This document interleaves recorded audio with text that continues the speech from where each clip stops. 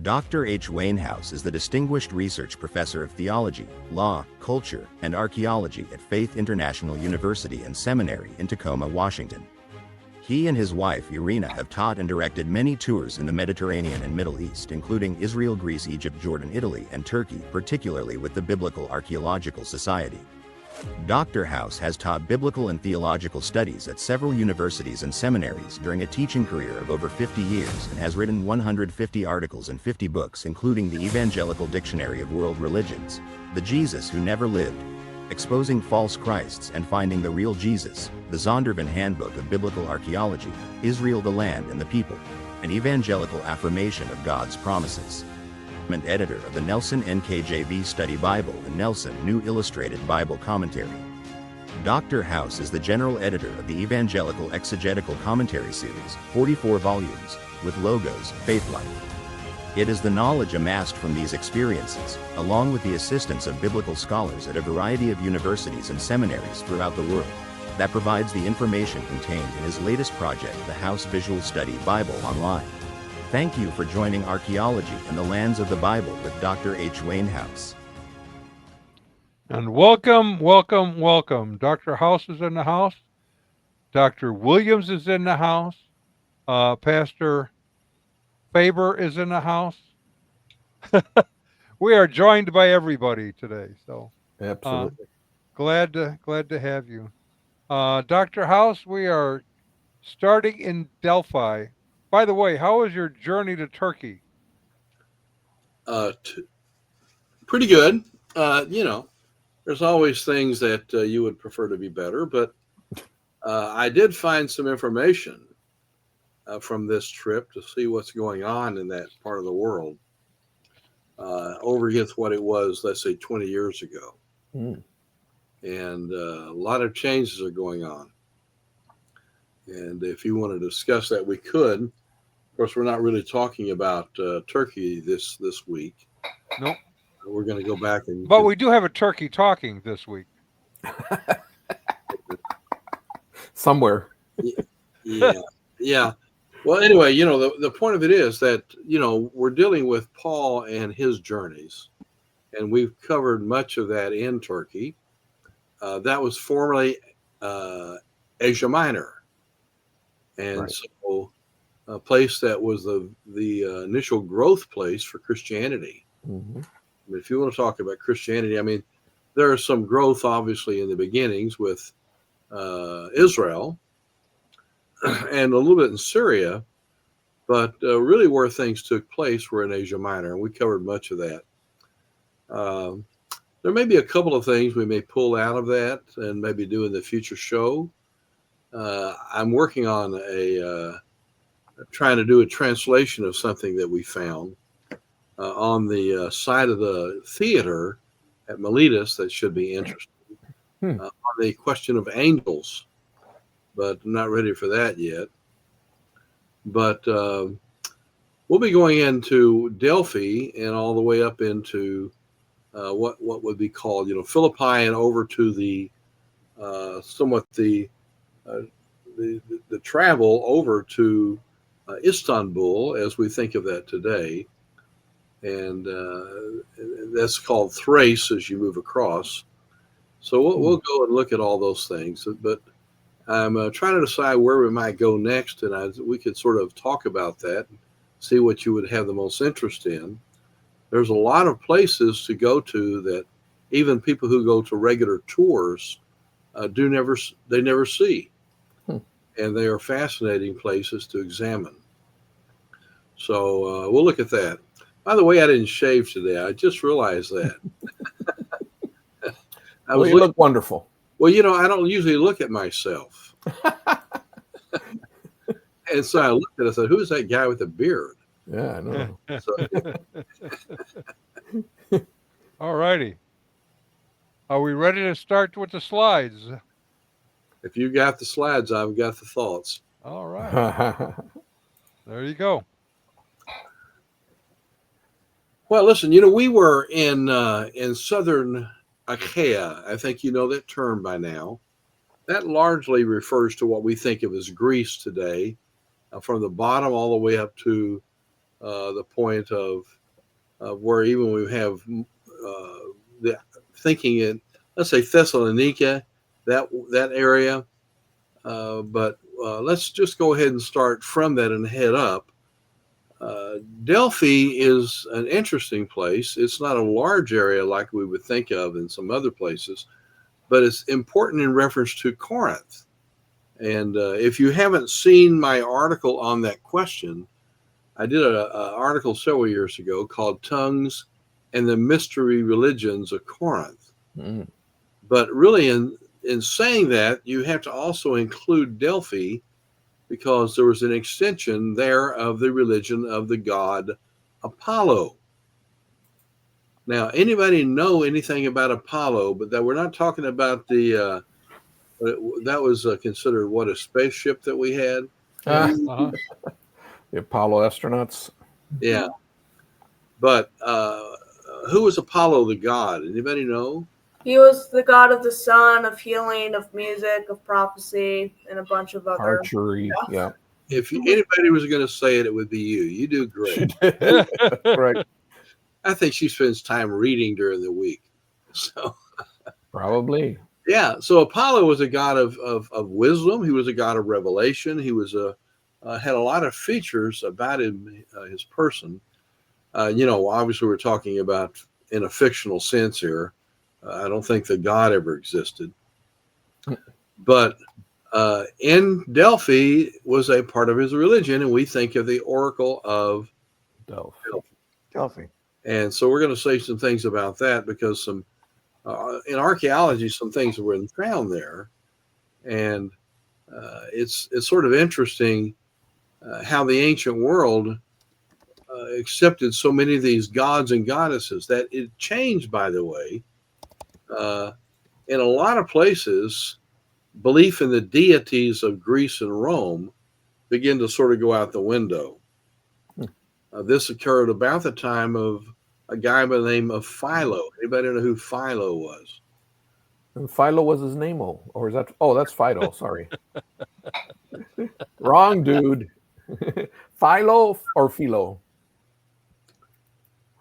Philo. Let me see. I'm going to actually have to start teaching you if you don't start talking. Wasn't he a Roman historian? Good guess, but no. Let's put it this way: he was a Jew. He lived in a place called Alexandria, Egypt. Yeah, he died around 45. And I had to read his works in Greek. Oh boy. Was he that Jewish philosopher guy? Yes, he was a Jewish philosopher, very, very significant in the neoclassical Renaissance. Woohoo. That occurred in the 1st century, in which the Greeks began to, in Athens and places like that, began to question the gods and goddesses as actually being real. I mean, so people began to sort of discount that and view those as actually just simply stories that were there for the purpose of providing understanding on certain classical ideas. So pretty well, by the time the beginning of the 1st century takes place, the ancient Greeks really sort of went on the limb at that point. But anyway, we are going to look at the idea of what happened, though. People still held to religious views, and even if they considered some of the ancient gods to be questionable. And so what you find in Corinth was a belief in the religion of Apollo, but also another god who came from the area of the ancient Near East and moved over to Greece in the stories of the Greeks. Anybody know? Another god? There's so many of them. Yeah, another god. The Latin god was called Bacchus. Ooh. Was that Dionysius in the Greek? Yeah. And came over in Greek. So the old ancient story on that is that Bacchus, or Dionysius, he tired of the beer in the Far East. He said he called them the froth blowers. So he became disenchanted with the froth blowers of the Near East and came to the land of wine. Ooh. And so it was a move because of his taste toward wine. Interesting. But he's a god also was very much into ecstaticism. And so you find that in Corinth, there was a ecstatic movement going on in the first century. So when you read 1 Corinthians, you will see that some of the problems that were encountered in 1 Corinthians came from this focus on ecstatic religion. Now, that's only one facet, but that is a religion of Apollo, Dionysius, and a combination. And the article I wrote several years ago about that, trying to explain why Paul was having trouble with the ecstatic movements inside the church at Corinth. And so that becomes important but the religion of Adelphi is the same thing. And that's where you had the oracle that had ecstatic actions too. We're going to look at Delphi in a moment. And the belief of Apollo that functioned at Delphi was that the goddess was underneath they've actually found this, but there was a floor, and then she was underneath it, and there was a cave, and you had a prophet there that would be there for the purpose of people coming to visit and to receive information from the oracle at Delphi about what to do in life, what to do in a battle, what job to take, whatever issue you had. The oracle was told, and here's the way they did it. When you read back on it, a person would come to the prophet. The prophet then would talk through a hole in the wall, and the oracle would be there listening to it. She sat on a platform, which they, by the way, have now found out had a portion of it below her that actually had fumes that came up. Oh boy! Inspired her. Bet. So the prophet would then ask the question that the person who coming asked, what about this or what about that? And then he would ask the oracle. The oracle would start speaking in tongues. And then the prophet would interpret that to the person who came, and of course then collect the necessary funds to support their ministry. Of course. Now, is Benny Hinn an ancestor of theirs or something? Yeah. I'm not going to say whom, but some would definitely fit this. Yeah. Those are precursors to our current day fortune tellers. Church or non-church included. Hey, it's the same old spirit, exactly. It is, yeah. It's just packaged differently. Well, I grew up a Pentecostal, and I have appreciation for portions of my upbringing. And my parents were godly people; they loved the Lord, and I've had lots of friends over the years. I moved away from some aspects of that religious view. But there's certainly nothing lacking in sincerity in what I came up in. Right. We didn't view those as charlatans or anything. But this kind of religion you see developed in Corinth, where people were ecstatic. They couldn't contain themselves. They couldn't control themselves. Right. You catch that when you read 1 Corinthians? Sure. Paul had a lid on them. Oh, yeah. Said, you can't have but 2 or 3 who do this, and you can't have it, and you have one who interprets, and he puts a list of rules to try to keep intact what was going on. But he also in chapter 12, if you read it carefully, he uses 2 different terms. One is the word pneumatikos, and the other is charismatos. Now you've heard the word charisma, right? Right. Yeah. Okay. And you probably heard the word pneumata. And so what you had this issue of the the work of the charisma in the church and the work of the spiritual ones in the church. And Paul actually put down the pneumatica viewpoint. And he takes the next several verses after 1 Corinthians 1 through 3, I believe it is. It may be 1 and 2, but I'd have to look. But he takes it and he develops the true gifts of the Spirit in contrast to the false expressions that came out of pneumatic religion, which we would understand to be probably Dionysianism and the forms that we see at Delphi. Ah, Mm-hmm. that's interesting. So Delphi is interesting. We'll look at it. They've discovered the place of Apollo, and there's some important things there at Delphi too. You had a man by the name of Gallo. Anybody know the name Gallo? No. Gallo. No. You ever heard of the? Okay, nobody's going to come up with it. You have a judgment seat that occurred at Corinth, a political judgment seat, and you had people who ruled and had judgment at the seat that we call the Bema seat. Mm. Have you ever heard of the Bema seat before? Certainly, of course. Yes. Yeah, we have the Bema seat in reference to the Bema seat of Christ, Revelation, yeah. place of judgment. And that Bema seat, I think when I showed you stuff at Corinth, if you'll think back on it, you had a road, which was one of the big Roman roads, as it came into Corinth, and it actually sort of, as it came in, the Bema seat was right in front of it. Right. Where We you saw that. brought judgments against people. Yeah. Yeah.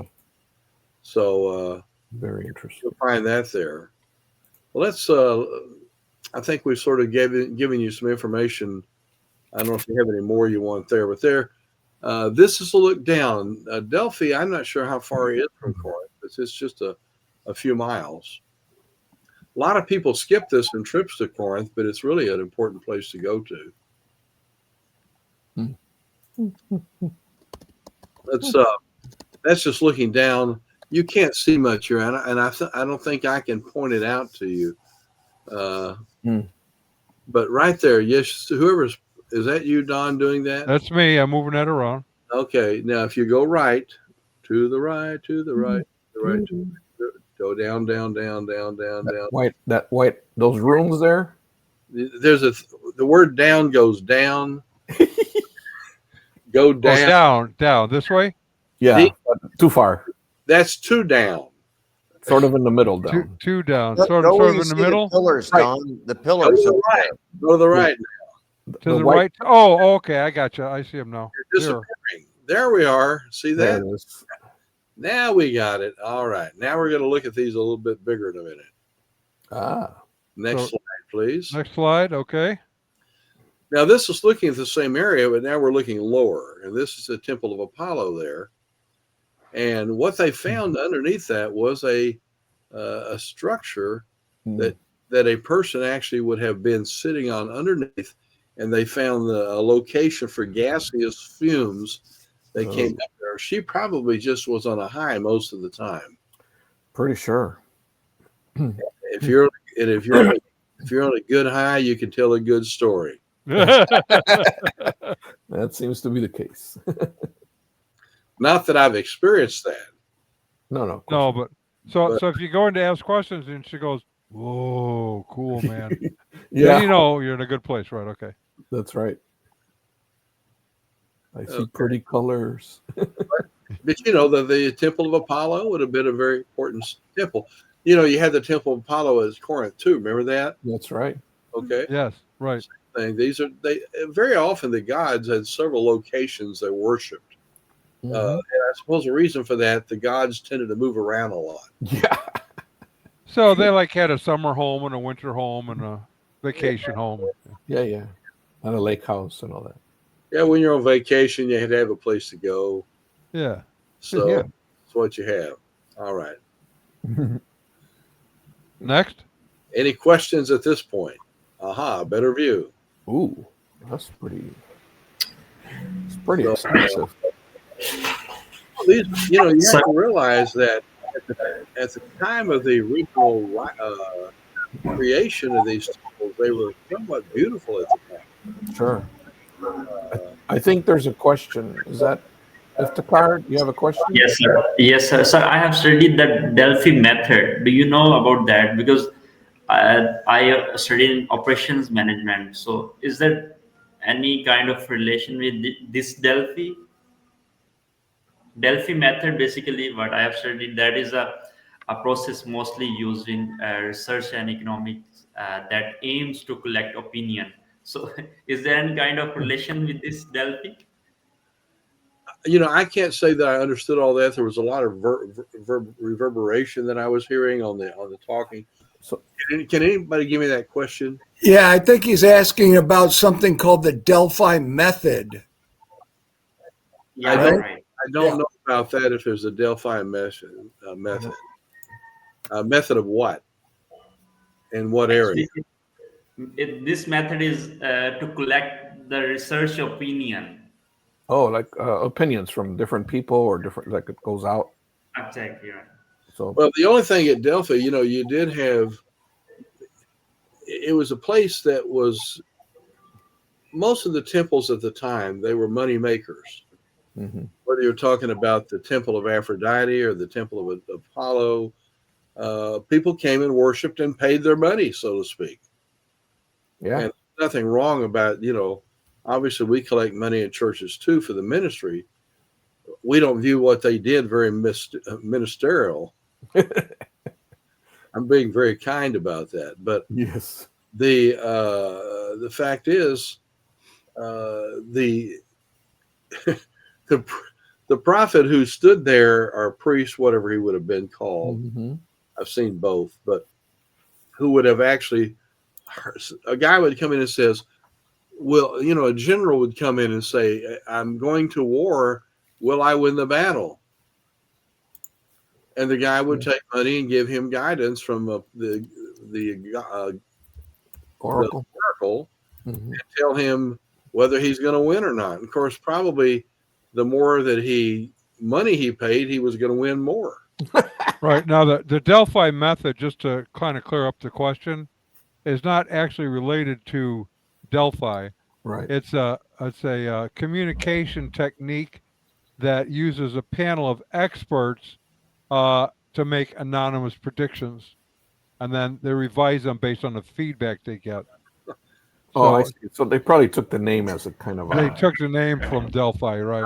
I have never heard that before. I guess that's an area I'm not interested in. But If I could add something there, Dr. House, but yeah, it is related in that seeking this opinion, and they would go, and the oracle at Delphi would be in a trance state. This is what I had studied in high school, actually. Go into a trance and give this nebulous answer that could be an either or kind of a hedge bet answer. Am I going to win the battle or not? And it would be you'll win it going up, but not coming down. Or I'm just making up something. It was nonsense, kind of like reading a horoscope today.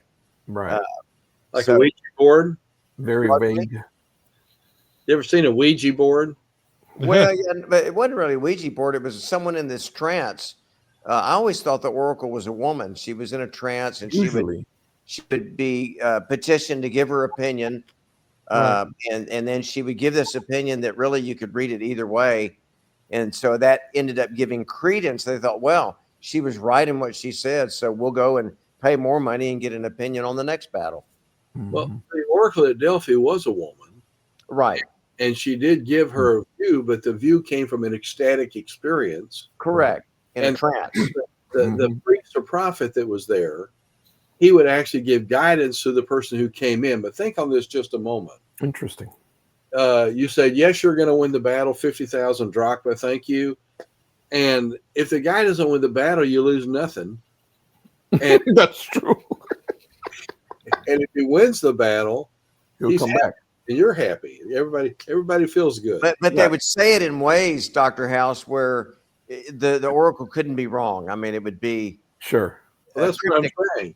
If you come in, you give him the answer he needs. Well, then though there would have been feedback. They said, "Don't bother and going." Said I was going to win, and in fact, I lost. So, I just remember there was these humorous answers that they were giving that could be read both ways. That's all. Right. Well, Yeah. yeah, but I still think it's not a problem if a person comes in and says, "I'm going into a war, and who's going to win?" You're probably not going to be coming back. Because if you lose, you're dead. Get a refund, on your money. Right. Usually that would be the case. And if he wins, he's happy. Yeah. Yeah, exactly. It's like heads I win, tails you lose. Same kind of. There's a good picture. But there you go. see, but that's the reason I mentioned the Ouija board, because this is how some people did in high school. Right. Our teacher in psychology class, she brought in a Ouija board for the students to play with. Huh. And the thing you would do, though, the idea that without touching the Ouija board, you could actually move the items that gave you answers. And we looked at that. So, but this right here, that oracle, just go ahead and turn back to that. You can see the fumes on there coming out. Huh? You can see this. They have discovered there was actually some pocket underneath. Yeah. That provided some kind of intoxication. Yeah, you were on a high. Intoxication sounds too much more like drinking, but the whole idea, you were under a state of couldn't control yourself when you gave all your statements. I don't know what the oracle thought herself, or whether she even recognized what she did, because she was basically out of it. Right. Process. So anyway, this became part of the religion of Apollo. But the point that I was making before, though, around the Corinthian church, Greek religion at this juncture, in certain contexts, with certain deities, was really an ecstatic religion. If you look at Dionysian thought, women oftentimes, and I say women because it was more a feminine kind of religion than the others, and that they would actually let their hair down. They would be involved in all sorts of crazy dancing and jumping around and letting it all out. Just totally go to another thought pattern altogether. It was a strange religion, and when you read 1 Corinthians and you realize that, it makes a lot of sense. Make a lot of things make more clear. Sure. Because Paul had to try to slow them down, and we discover now in Corinth probably where the synagogue was, and the church at that juncture would have been right next to it. If you, in other words, they would have been not necessarily connected as buildings, but it was a very close relationship, because Paul talked about somebody might come by and you guys are acting really strange. And so that's different from the synagogue, probably, who would have. Remember, Paul always went to the Jewish synagogue. Right. And he did that in Asia. He did that in Greece. And people would, if they happened to come on it, it is not talking about people who actually were necessarily inside the church building, as it were, but who frequented upon it. And they look in and they say, you're acting, you say, if they come in and see how you're acting, they're going to think you're crazy. Read the text. Sure. If they come in, they're going to think you're a bunch of real weirdos. Yep. He said, on the other hand, if you are speaking intelligently, they'll think you're really pretty right on, and you have something to say. And I tell you, having grown up in this, a lot of things I saw were really weird. Oh, yeah. So here's what he says in 1 Corinthians 14:23. If therefore the whole church comes together and all speak in tongues, and outsiders or unbelievers enter, will they not say that you are out of your minds? I rest my case. Right. Okay, anything else to go here? We've said some things about Delphi. There are other things at Delphi. I'm not sure if the photos had that, but do I have the racetrack on there? I couldn't tell you that. Move us ahead. There's a temple of Athena at Delphi. By the way, who was Athena? Another goddess or a goddess. The Go. goddess of wisdom and battle There you go. Okay, and reading. god of wisdom. That's true. This is the same goddess, theoretically, that was at Athens, Mhm. Diana. as is here. Yes. Mhm. So you had the goddess Athena and Diana they had two different ways in which they express themselves. One is wisdom, somewhat like Apollo, and also is a goddess who is depicted sometimes as a god of the hunt. Mhm. And so, not all the gods, were just one thing; they were different things. Right. So that's looking from another angle of the ruins of the temple. So I find this construction fascinating. I like to see it up close to see what's really going on. When you look in there, you don't really see much. There would probably that's probably not what the floor was per se. It was probably No, that would be a structure the floor was probably laid on. yeah, right. The floor would be on top of that, and they did find some digging underneath that would have gone deeper. Mm-hmm. It's a support system. Yeah. You know what is in front of that, don't you? That's called a theater. Yes, we have seen one or two of those in our travels lately. That's right. What you will find in the Greek world and the Roman world too is that they did enjoy theaters. They loved to watch plays. They loved to watch performances of various sorts. What is interesting for our day is that in our day, if you're on the acting circuit, you become wealthy, right? Mm-hmm. We think of actors as being wealthy because people pay them a lot of money to do that. Mm. In the days of the New Testament, usually slaves are the ones who did the performances. So they didn't make a lot of money, but they were the performers. Now stay where you are, go back. For this one? Yep. Okay. Yeah. If you, Back I to want the to theater. see if you remember that how can you tell the difference between a Greek theater and a Roman theater? One is by the mountains, usually. One is built into the mountain, yeah. a curvature of the mountain. Right. The other one is not. The Roman, they actually it exists independently of the structure of the earth. Interesting. Now, for example, if you go to Caesarea Maritima, or several others are out, but if Caesarea Maritima, that means the one that's the water, right? Right there by the water. Maritima is by the sea. You'll find a Roman theater because it's built by Herod the Great. Mm-hmm. It's built on a structure underneath it. It's independent of any kind of other physical structure. Right. So that's the distinction between the two. Yeah. By the way, on this trip, we went to the 7 churches and some other things, but that I just got back on.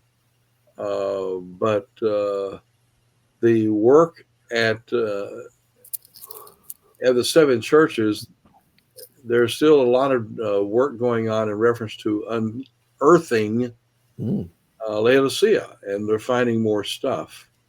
Cool. That's very interesting. It's becoming, matter of fact, Laodicea today, we're not going to talk about that much tonight, but I'm saying Laodicea today is far more developed and seems even bigger than the site of Ephesus. Oh. And Ephesus has always been the star of the churches in Asia. And now Laodicea, it seems to be a bigger spread and more information. Wow. That one finds and one goes to Ephesus. That's really quite interesting. Very interesting. Also went to Colossae, and they're just now beginning archaeology at Colossae. That's interesting also. There too, huh? Yeah. We'll talk about those later sometime. Hey, a quick question for you. I'm not sure if you know this, but or not.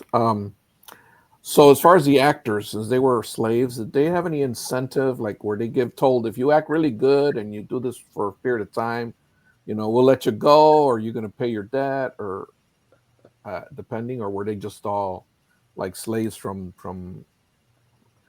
conquered people? Yeah. There's a little mixture on the slavery in the ancient world, Mhm. but a slave could earn their freedom in certain contexts. Yeah, that's what I'm thinking. So I'm not sure if that was definitely set up with a local acting career or not. And the local guild. Yeah. Well, But you did have slaves that actually taught. Like Greek slaves are a good example of this. Right. Okay. The Greeks were very educated, Yeah. Yeah.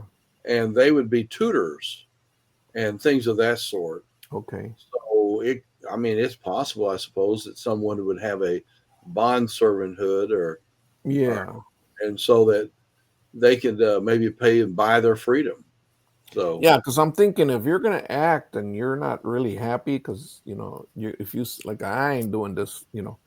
Obviously there had to be probably punishment if they didn't do well, I would assume. yeah. But I suspect acting in the theater, though, was a much better opportunity as a slave than working in the right, salt mines. right. So they probably were okay with that. You'd always prefer acting to salt mines. Yeah. I always have, yeah. Oh yeah. There you go. Thank you, sir. Appreciate it. Okay. Well, let's keep moving then. Okay, this is a nice little picture. This is done by a friend, and he gave me the rights to all these, but Nice. this is a good layout of Delphi that would have existed at this time. So as what you were seeing is only a sort of how some of it's put together. So it was, you had at one time, it was a very pleasant place to visit, probably. It's high in the mountains. It would have been an interesting place. And this is just below. If you actually climb the mountain there above Delphi, which is it's already a mountain, but there's a higher area of a mountain, you'll actually come to the place where they did Olympian works, where people ran for, okay. for entertainment. The idea of being in sports and things of that sort have always been important to people. Sure. There are people who will, in the time of Olympic sports or any other time, you can't get them away from a TV. Right. So it seems to be an enamored, people are enamored by all that. It's captivating. I used to watch the Dallas Cowboys one time, and I'd watch it occasionally. But when they started wanting more money, I thought I'm out of here. Yes, sir. But anyway, now here's what I was talking about there. Oh yeah. This is Delphi. Now I'll show you something here. This you can probably figure this out here, that this was a little bit larger as far as height at one time. See those seats that go around? Yeah, bleachers. And those I'm sure at one time this was probably a larger section than it looks like here. You can see it at Partney if you take a look at it, and you start at the end at the far left. That's where you could enter and not. But then the chairs, they sort of go around, and then you about halfway you start seeing they get higher up. So people had to have a place to sit, and you would have races that would go on in these places. Remember I said in the Olympiad of ancient Greece and Rome, only had one winner to a race. We think about, getting first place, second place, third place, fourth place. I showed up anyway, place. Yeah. And some point, but didn't you run track in high school? I mean, you got ribbons if you came to track meet. Right. Right. Yeah. So they would do races, but they were very unique. I love this passage when you preach, if you ever preach this, Mhm. and you have both Corinthians and Timothy, where Paul says we're all in a race. Mhm. When I preach that, I say the thing differently is that we are not in a race with anyone else. We're in a race with ourselves, Mhm. because we have the Lord in front of us, and we're trying to live a life that's a race that's recognized by God for a wreath, Mhm. something that you receive. But in Paul says in the Greek races, he says one runs that he might receive the prize. There was only one prize. That's right. If you had 10 runners and only one wins, so it's a kind of different kind of place. But see how long this is? That would have been a race that would have gone inside that particular location there. Anyway, that's on the top of, you actually have to climb the hill above Delphi there where the temple is to get to this. Cool. That's a far shot. That's just another indication. We did that a while ago. Now, for all of you Greek experts, what does this say? So I can't see. It's Greek to me. I don't know. Yeah. I would expect that from you. Okay. From you. It's Bologna sandwich. It says bologna sandwich. That's right. There you go. I know a lot of you are going to have remedial training coming up. Yeah. It says Galileo. Galileo, thank you, scholar. There you go. You can Galileo. I put it in little sort of I block. know. Pay attention. And this is Galileo. That is It was that capital gamma is what threw me off there. I couldn't figure that out. It's Galileo. It looked at an F. It's Galileo. I see. I was being thrown off by the L's because they look like A's. I couldn't tell. Yeah, that's what I'm talking about. Yeah. Hard to tell. Those are L's. The end is an omega. It starts here and goes up and goes down again. Yeah. Yeah. By the way, we found something recently. We were at the theater. I knew it was there, but I hadn't explored it much. We found on this theater side of the theater at Miletus a interesting writing about the angels guarding the city of Miletus. And we tried to work on translating it. It was somewhat difficult. And I brought back some pictures of it to be able to spend some time looking through it. So hopefully we'll have something in the future on that. Miletus is a really interesting place. But you can find some other Greek there if you look real carefully. Go down 1, 2, 3 entire rows. Go 1, 2, 3. Now let's see if anybody can read that. See you got that on the tau. That's the tau. Oh, yeah, tau, and then Hold on, you're going past it. What's that? There, you keep passing it. Oh, the T. The T. Yeah, T is tau. Okay. Okay, and then next to it is a Omicron. And then next is an iota. And then a sigma. And then a sigma, which means twice. And it means usually it's a form like an article that refers to the something another. It sort of modifies something that follows. And so you sort of have to go through here and look at these, and you gradually can figure out what they say. Okay. Very good.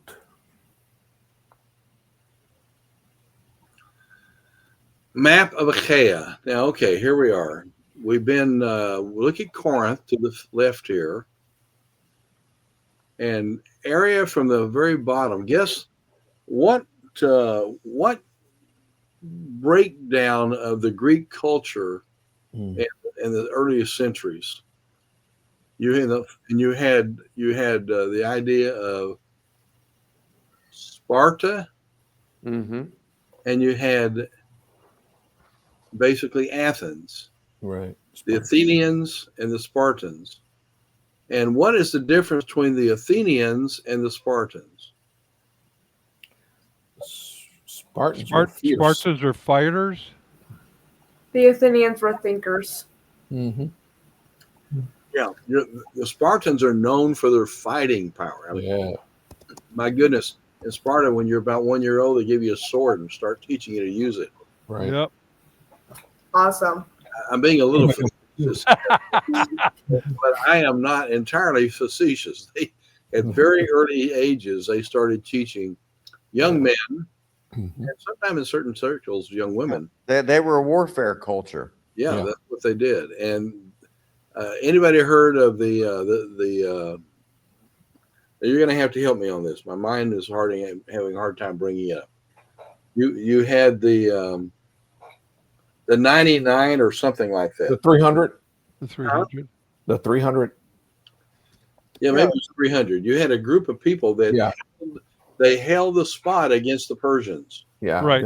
Yeah, you only had 300 Spartans, More or less. Yeah. against about 1 million soldiers. Yep. It's the Battle of Thermopylae. That That's one. what I was trying to think of, and I could not come up with it. Thank you very much. Yes. No problem. Yeah, and when you look at Thermopylae, it had a how do they maintain and ward off 1 million Persian soldiers as they waited for backups from the Greek ships and warriors? They got in a little gap. It was a little bitty gap. They got. Yeah.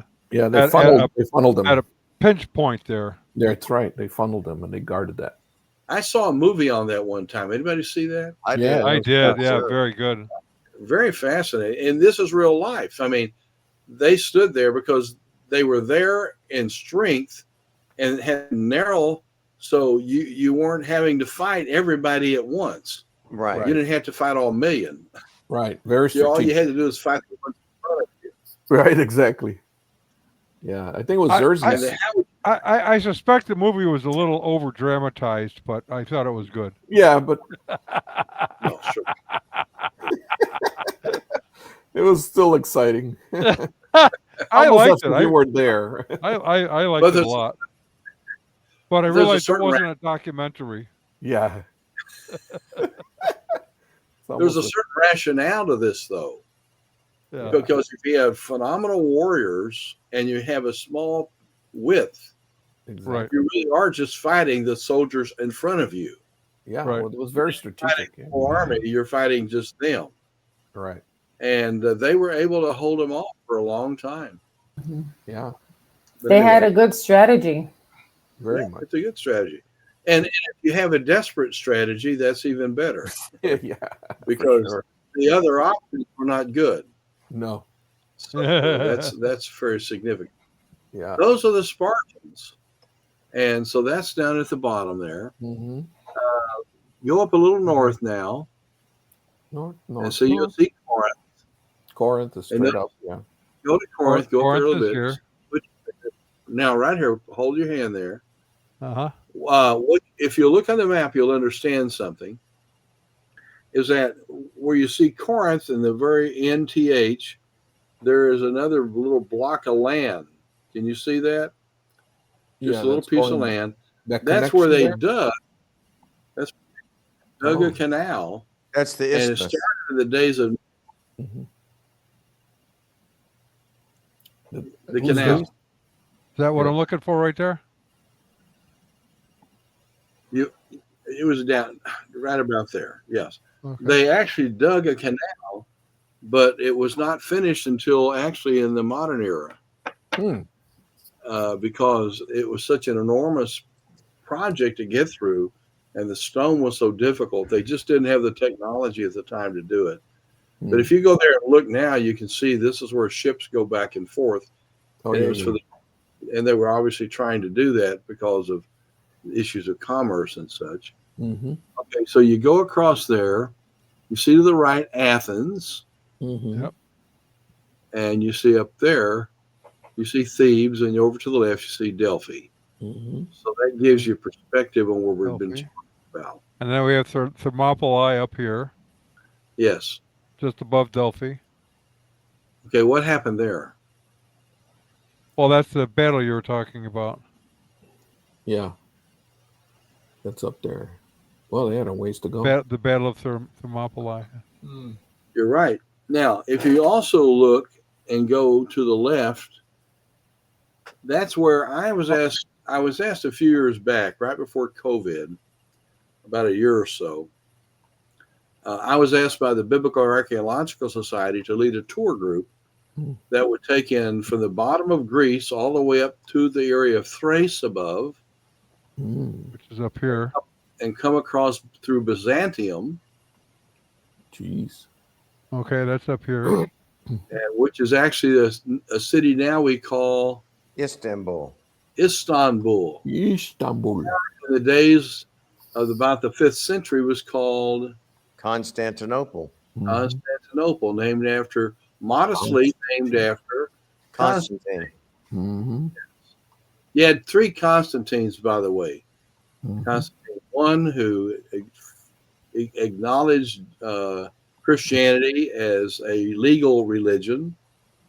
And then you had another Constantine right after him, and the next one, who were also, they went back to believe in Arianism, which was rejected at Nicaea. Council of Nicaea. And then lastly, you have the final, Constantine, who's Constantine the Great. He's the one that actually made at 381. They made a restatement of the Nicene Creed and acceptance. And after that, the church never went back to Arianism. So that's up there. Our tour that we just got through doing started up in Byzantium. Oh. And we thought about flying down to Izmir. But instead of doing that, we took a bus around that area and down to ancient Troy. Oh, wow. So if you go right up there from Byzantium, go out a little ways, and then you come on down. The bus came down this side of the sea, all the way to Troy, along the coast, and then we kept on moving till we came down to Pergamum, and so so that was important. Then we came on down after that, down to a place called Smyrna. Go down. Called, what is it? Smyrna. Oh, Smyrna. Okay, that's here. There's Smyrna. Then Ephesus. And so you have these places we visited recently in the last couple of weeks. So they're interesting places. Now, to move on into where we are now, we're going to run up now, go back across Thrace. Okay. Go to the left still, and a little bit higher, up a little bit, up a little bit, up a little bit, up a little bit, right up in that area. We see the place of Philippi, where you had Philip of Macedon and his son. His son's name was Alexander the Great. Alexander the Great. You think when he was born, they said, "Alexander, you look great," and they probably. I look marvelous. Marvelous. Probably. I'm just, as an archaeologist, I'm just trying to understand what is the intent. Right. Did they name him great then or later? Yeah, he did great. Actually, Alexander the Great was trained by Aristotle, and he was not a bad guy. He did not really go in to wipe out everybody. He actually made friendships, and he did that with Israel. And he went all the way over, basically, into what we think is to the area of India. Unfortunately, he died at such an early age, but that was a problem. Okay, well, let's keep moving on. Anytime you have questions, feel free to talk. Archaeology in Macedonia and Thrace. Philippi, first one. Thessaloniki. By the way, they say Thessaloniki today. We've always said Thessalonica, same place. And then Berea. So we'll look at those three. Ooh. I'm seeing triple. Okay. All right. So Philippi. Next. Philippi. Now, anybody tell me what is an agora? Market. Mm-hmm. Marketplace. Yes, You have different kinds of marketplaces. Mm-hmm. This one sells burritos, I think, or used to. I don't know what kind of a market. It would be like a falafel. Oh, a flea market? Falafel. Oh, falafel market. They're going to have something to eat. It'd be a falafel. Okay. Okay, there you go. I like falafels. Now, yeah. Oh yeah. So, I had them in Israel. I love them. Yeah, falafels are sold throughout Greece and Turkey. This is where they had the booths to sell fish and spices and everything. Yeah. It's a substitute for a hot dog. Sounds good to me. So you'll see how big this one is, though. That's pretty big. Huge. And you wonder sometimes what happens to places that they don't get to stay up. They're all falling down. I know. Interesting. A lot of it's not just old age; it's the fact that over periods of time they have battles and just earthquakes. Earthquakes can be some of it, yes. Different reasons, but they all tend to fall in by and large. There are exceptions. For example, remember Sardis? Mm-hmm. Much of that was intact. They had an entire archaeology crew working at Sardis, making repairs and everything to enhance the site, which was pretty cool. Now, remember at Athens, there were two kinds of agoras. What were they? One was for political, or I guess it was political. Like a civic center. Yeah, something. Yeah. One was political, Roman political. Right. And the other is a general marketplace for the place. And the Temple of Hephaestus and the Stoa were the two that were still in the marketplace of the Roman marketplace. Hephaestus, who was a son of Zeus, remember, he was like a blacksmith or something. Yeah, blacksmith or something, and I think he was also injured in one leg or something. Mm-hmm.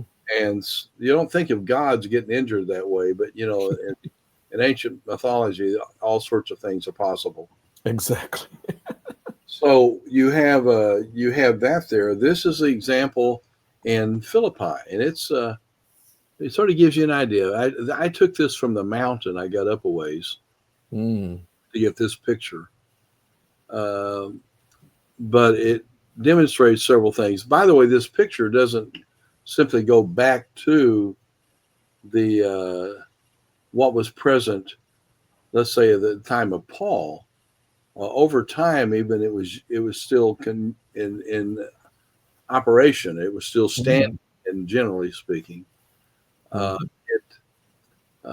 is a wonderful baptistry in there that a pastor friend of mine, when he was on the tour with me, said, "I've got to go back and build one of these at my church."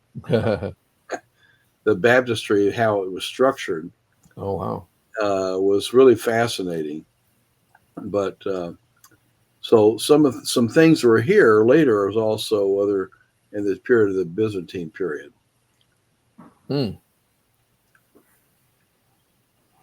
Cool.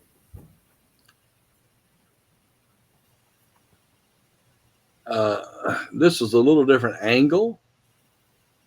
You don't see as much detail, but you do get a broader view of the countryside in Philippi around the city of Philippi. And this was an important location at the time. Oh, we just saw that one. A little bit closer up, got to see a few new stones. Now remember Corinth. Corinth had something similar to this. Yeah. Also remember Sardis. Yeah. Sardis had something similar to this. Yep. All these areas in which you have isolated from each other little stores. Mm-hmm. Right. And So like little, yeah, right. Little booths. Yeah. Little stalls or booths. Yeah. somebody was selling falafels at one place, another they were tent makers and helping you build your tents. There you go. And all the way down the way, you had various kinds of working. Mm-hmm. The one I showed you at Corinth, I pointed to you, they found tent makers' places in one of those. Mm. That doesn't mean that's Aquila and Priscilla, but as far as Acts, the book of Acts talks about, Aquila and Priscilla were tent makers at Corinth, and Paul also took on that trade there. So it is possible. Right. He might have hung around. If it dates to the first century there, that it could have been a place that both, not here, but Right. that Paul and Aquila and Priscilla operated a store just like this. You start looking down there and see all those things. Cool. Just another angle.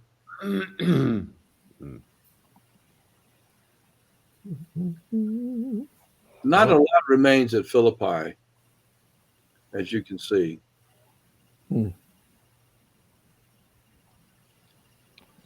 There I am. Wayne remained there even. I was baptized there in the 4th century. Yeah. But I'm in there to help you to explain. This is the thing I was talking about. Oh, the baptistry.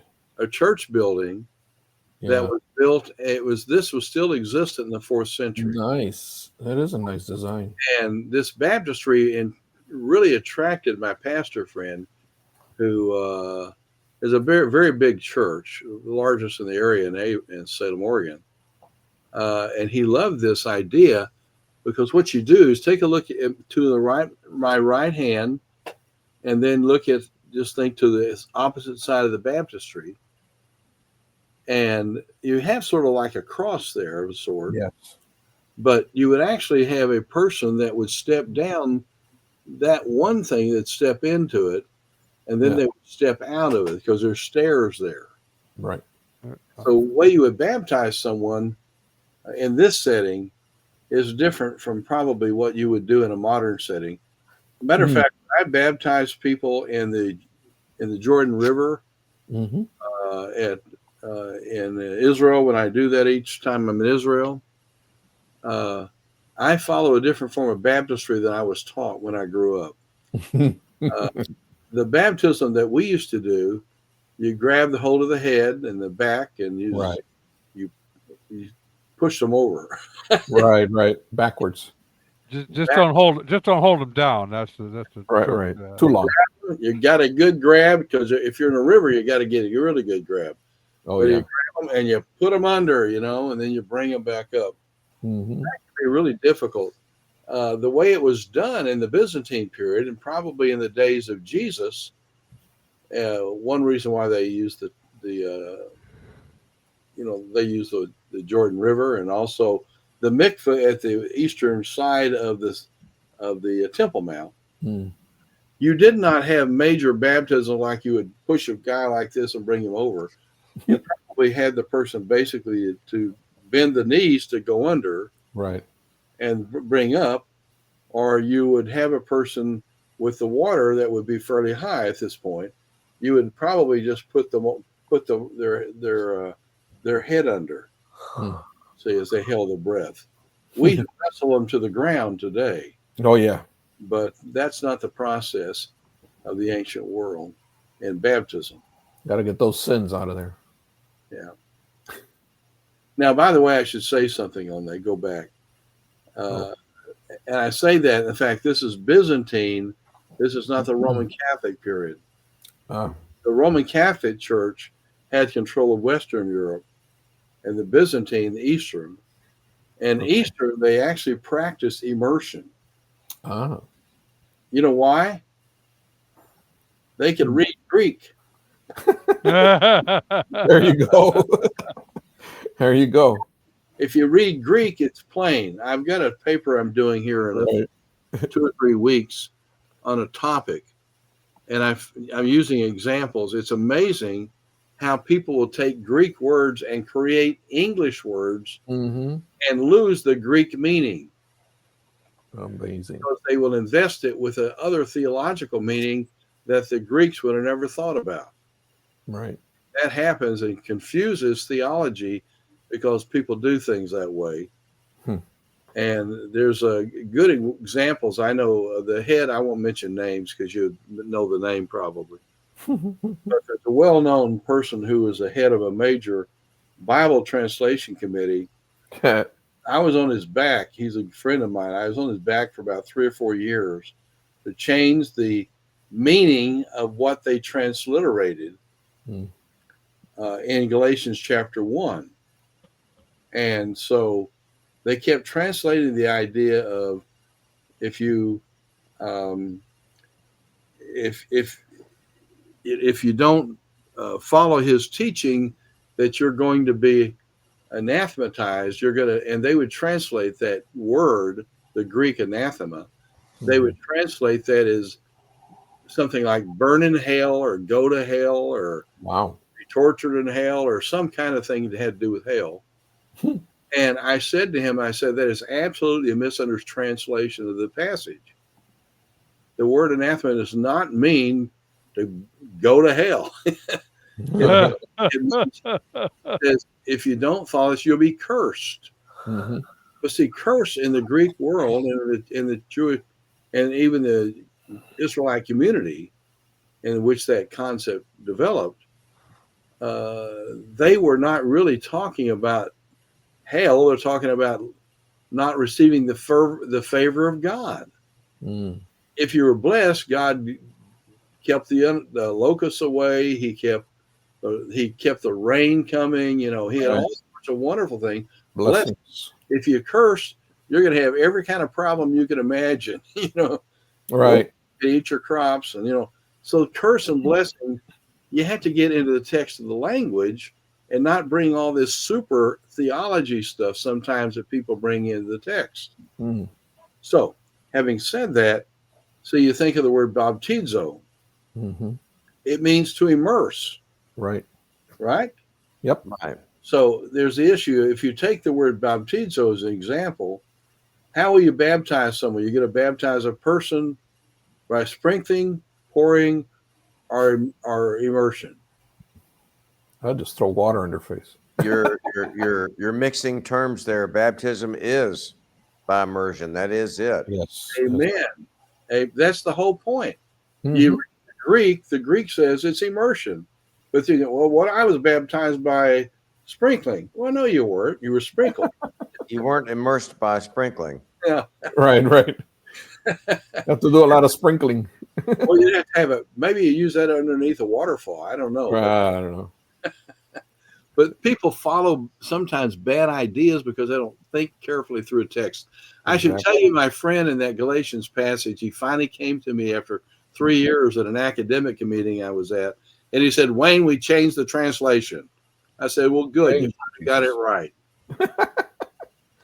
Finally. Okay, Dr. House, we're running at about 9:10 right now. Oh my goodness, we're just getting going. We're good for another hour. Well, I hope you've enjoyed some of these things I've been working through and showing you. Yeah. And we will continue on and finish the area through Thrace. But then what I'm going to do when we finish Thrace, just to let you know, I'd like you to take you to some slides we have and take you into Jordan. Not to Israel, because very few people are familiar with Jordan. So we're going to go through and work through helping you through some theology and teachings by actually paying attention to the sites in Jordan that people got mixed up when they started translating the Bible back third and fourth centuries. Cool. Looking forward to it. It's good to be with you. Yeah, welcome back. Adios. All right. God bless you all.